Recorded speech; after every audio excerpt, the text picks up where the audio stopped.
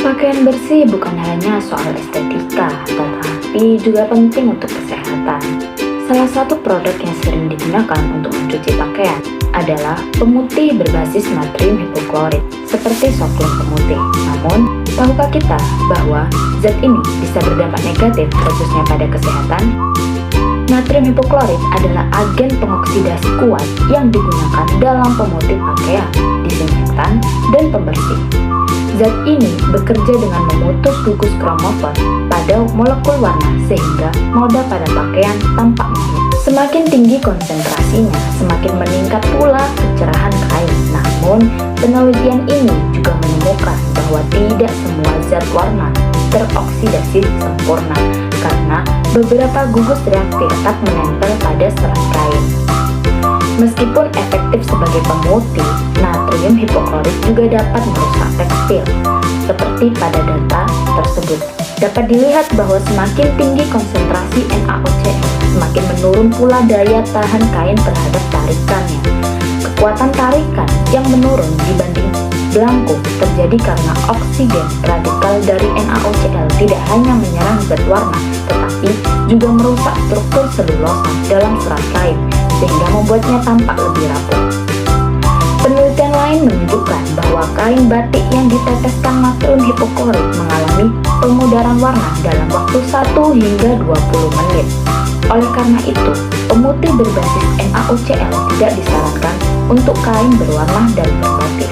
Selain sebagai pemutih, natrium hipoklorit juga efektif sebagai disinfektan dengan cara mengoksidasi ikatan peptida dalam membran sel mikroorganisme sehingga menyebabkan denaturasi protein yang berujung pada kematian sel.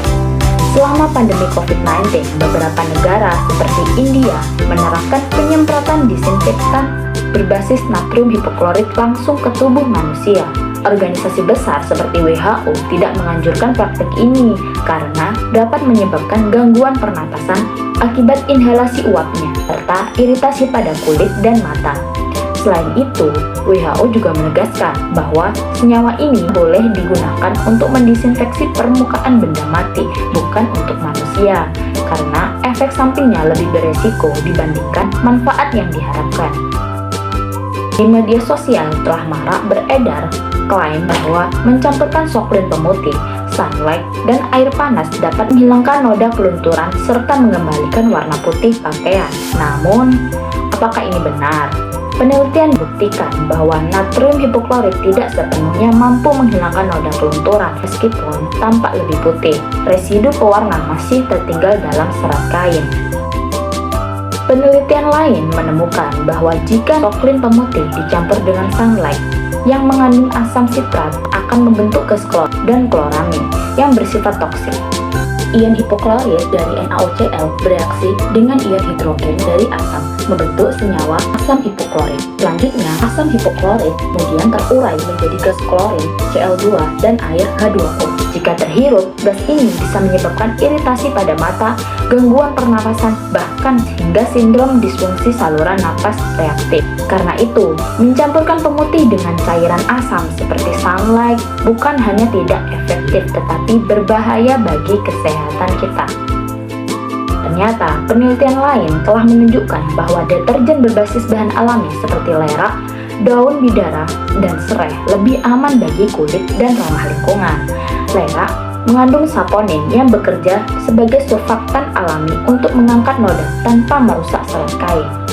Namun, deterjen ini juga memiliki kelemahan dalam daya tahannya, hanya bertahan 1 bulan di lemari pendingin dan 1 minggu pada suhu ruangan. Alternatif lain adalah mencuci dengan air panas yang terbukti efektif dalam mengangkat noda, membunuh bakteri, dan mengurangi residu deterjen. Air panas bekerja dengan cara meningkatkan energi kinetik pada molekul air sehingga mempercepat reaksi pembersihan. Selain itu, suhu tinggi juga membantu melarutkan lemak dan minyak yang sering menjadi penyebab noda membandel.